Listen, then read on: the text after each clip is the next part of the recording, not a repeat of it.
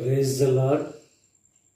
అతి శ్రేష్టమైన యేసు క్రీస్తు నామములో మీ అందరికీ ఉదయకాలపు శుభాలు తెలియజేయుచున్నాను. ఈరోజు దేవుడు మనకు అనుగ్రహిస్తున్న అతి శ్రేష్టమైన వాగ్దానము లోక సువార్త 18వ అధ్యాయము 27వ వచనాన్ని చదువుకుందాము.